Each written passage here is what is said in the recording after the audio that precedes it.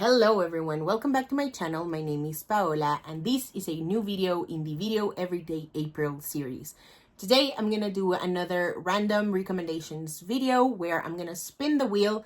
It's gonna throw me a reading year from 2020 to 2026 from my favorite books of those years. I'm gonna do a randomly generated number, and that's the book I'm going to be recommending. One thing really quickly before we get started, I have a Patreon where if you join, you will get early access to all of my content, as well as an exclusive newsletter. There's 3 tiers, $2, $5, and $10. They all get the same benefits. It's just a matter of how much you want to contribute to the channel.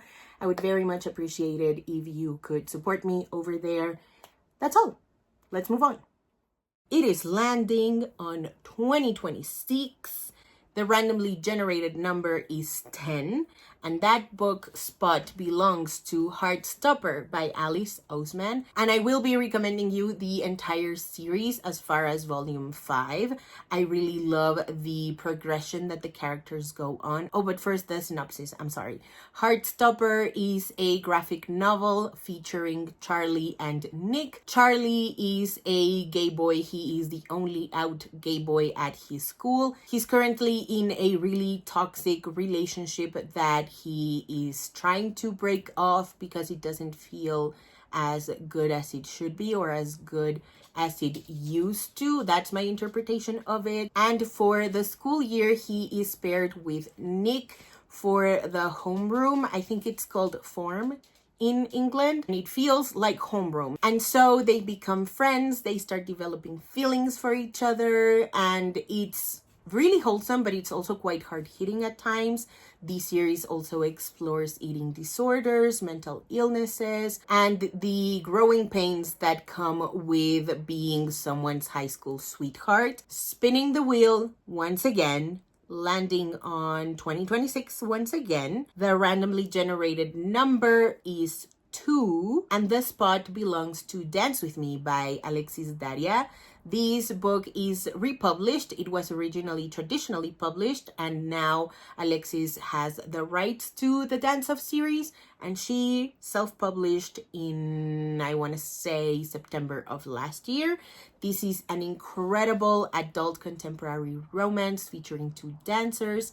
Natasha, who is 27 and just in the trenches of what it's like to be in your 20s. She is a dancer in the Dance Off competition, which is kind of like Dancing with the Stars.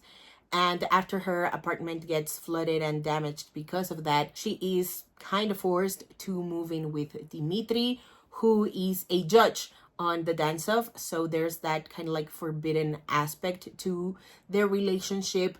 They've been on and off fuck buddies for quite some time, and this is the time where they define where they go from there. Love the hell out of this book. I first read it in 2018 when I was in my final year of college, and it meant a great deal to me.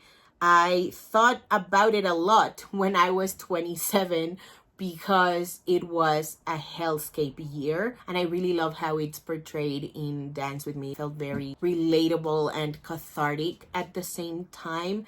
In this republished edition, we get more flashbacks, more insight into their characters and the way that they grew up, which I also really appreciated. So if you like really steamy contemporary novels, this should be the book that you reach out to first. Spinning the wheel once again, we are landing in 2025. The randomly generated number is 10, and the book is 24 Seconds From Now by Jason Reynolds. It's kind of like stream of consciousness, and it kicks off 24 seconds before the main character and his girlfriend have sex for the very first time, and it goes kind of like that every time. So it's like 24 seconds ago, 24 hours, 24 months, 24 days. It's so good. I love Jason Reynolds' voice. He's just spectacular. He's a spectacular YA author. This romance book means everything to me.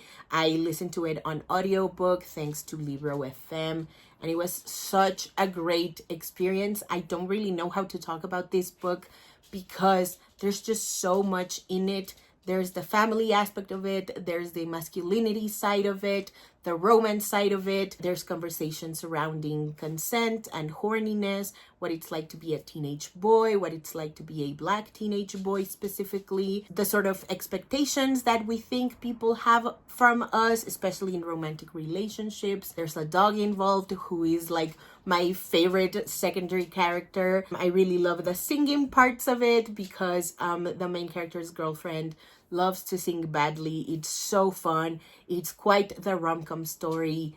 Please check it out if you haven't already. Gonna spin the wheel once again, landing in 2025. The number is 9, and the book is Dear Haiti, Love Elaine. This is a phenomenal book. Easily one of the best books I read in 2025. It's about Elaine, who tries to do a presentation on Haiti, but it goes really wrong, and so she's sent from her hometown, I don't remember where she lives in the United States, back to Haiti so that she can not only reconnect with her roots, but also acknowledge certain aspects of her roots. All the good, the bad, and the ugly that comes with being a descendant of one of Haiti's liberators. It's also about family, mental illness. It's so hard-hitting, but it's also really funny. It's a book that really balances those two things well.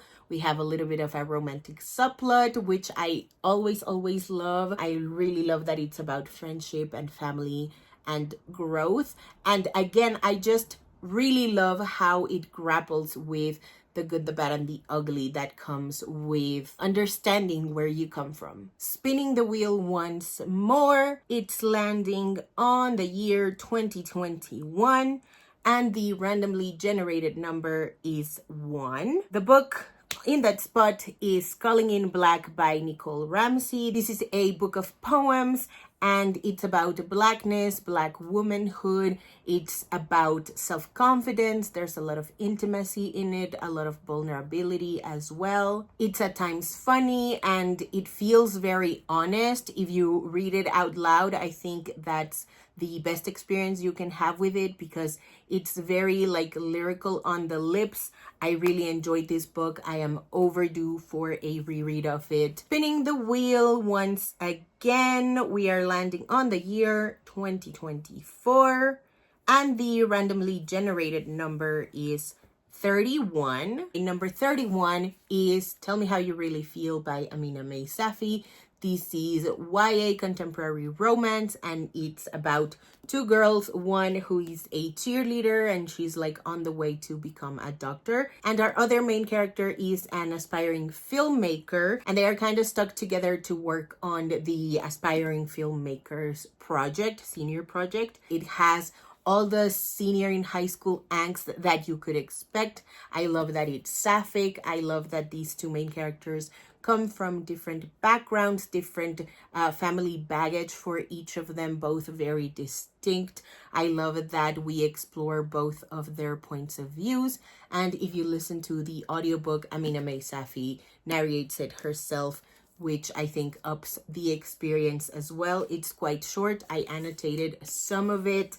I really enjoyed this book. Definitely one of my favorite YA romances of all time. Spinning the wheel once again, it is landing on 2021, and the randomly generated number is 15. The book I have in that spot is His Beauty by Bryn Renee, a Beauty and the Beast retelling where the beast remains a beast. So it's a monster romance story. I really love the main character here. Isla is such a badass.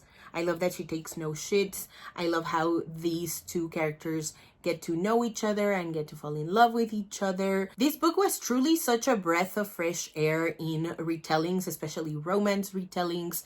I really love the fact that the beast remains a beast. I really enjoyed this one and highly recommend it, especially if you're new to monster romance. Spinning the wheel once again, we are landing on the year 2023. The randomly generated number is 17. And the book for that is Love Letters for Joy by Melissa C. This is another wonderful queer YA romance, and it's about Joy, who is unsure about what love feels like. And so she sends an email to the school's Cupid, who is basically like the person who asks out other people for those other people. So like maybe if you have something that you don't know how to express, you would email the Cupid of the school and they would send the message to that other person that you want to communicate with. Joy is very interested in knowing what a crush feels like, what romance is like. And so through those emails, they start exchanging and they start falling for each other. This is a Cyrano retelling, and it is the best Cyrano retelling I have ever read. It's so sweet and tender, but it's also quite hard-hitting. The main character, Joy, is also asexual and has cerebral palsy, and the love interest is pansexual and he's like autistic coded. I got to interview Melissa C for this novel and it was such a phenomenal experience. This is one of those books that I stayed up to read until the wee hours of the morning, so it means a lot to me. I hope you check it out if you haven't already. Spinning the wheel for the 9th time, this time we are landing in 2022 and the number is 12. The book I have in that spot is right here. It is Ophelia After All by the one and only Raquel Marie. This is a wonderful coming of age, coming out story about Ophelia, who is kind of like boy crazy at the beginning of the novel. And then she starts having feelings for a girl. And so it's about that self-exploration. I love the ensemble cast. I think that is one of Raquel Marie's greatest strengths as a writer. I also really love that we get to see Ophelia's family life. It feels like a really well-rounded YA coming of age story. Gonna spin the wheel for the final time in this video. We are landing on the year 2024. The randomly generated number is 34. And the book that I have in that spot is You're Not Supposed to Die Tonight by Kaylin Bayron. This is YA slasher horror, and it's about our main character who is working during the summer as the final girl in a cabin where they're like recreating a cult classic horror film. This book is spectacular. The atmosphere is so like claustrophobic and scary. You always feel like you're in the woods in the dark. I also love the ensemble cast. This book is messy. It's short. It's really, really short. I think it's under 300 pages. So highly recommend if you're looking for a short, quick read, action-packed, very scary as well. I love slashers. If you love Scream and you're really disappointed in how that company and that franchise has fallen through and fallen down a really bad AI genocide enabling bullshit, you should definitely replace that spot with You're Not Supposed to Die Tonight. And that is it for today's video. Thank you guys so much for watching. If you haven't already and you'd like to, go ahead and hit subscribe, and I'll see you in the next one. Bye.